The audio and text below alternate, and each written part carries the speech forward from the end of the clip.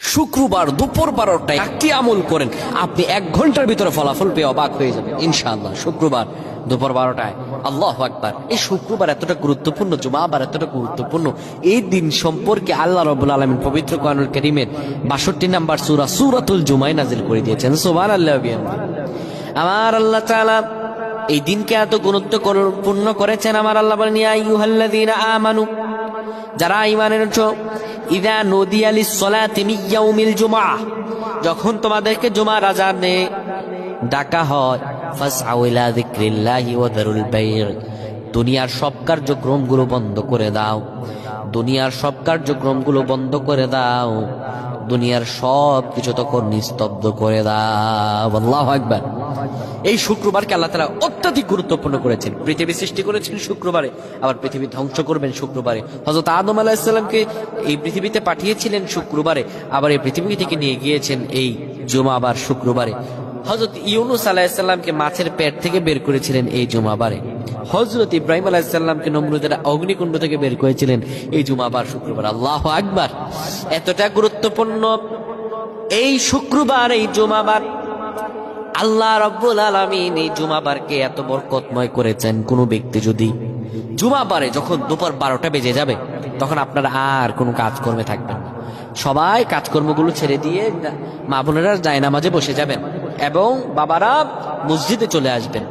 এসে কিবলামুখী হবেন, আল্লাহর খাস নাম 7 মান পড়ে যা চাইবেন আল্লাহ আপনাকে তাই দান করে দিবেন। কিবলামুখী হয়ে 10 বার দুরূদ পড়বেন। 10 বার দুরূদ পড়ার পরে 3 বার সূরা ইখলাস পড়বেন। 3 বার সূরা ইখলাস পড়ার পরে এবার 7 বার আল্লাহর এই খাস নামটি পড়বেন, আর রহমান, আর রহমান, আর রহমান, আর রহমান, খাস নামটি 7 বার পড়বেন।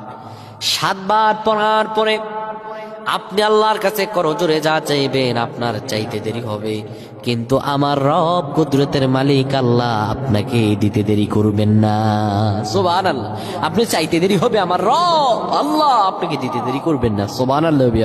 তাই আল্লাহ তাআলার কাছে আমরা বেশি বেশি চাইবো, আল্লাহর কাছে আমরা করজোরে মিনতি করব ইনশাআল্লাহ। আল্লাহ আমাদের অবশ্যই সব দোয়াগুলো কবুল করবেন। আমার প্রাণের ভাইরা, আল্লাহ তাআলার কাছে যদি আমরা কেউ চাই, আমার রব কখনো কাউকে ফিরিয়ে দিতে জানেন না। আমার রব প্রত্যেক বান্দাদেরকে দিতে জানেন।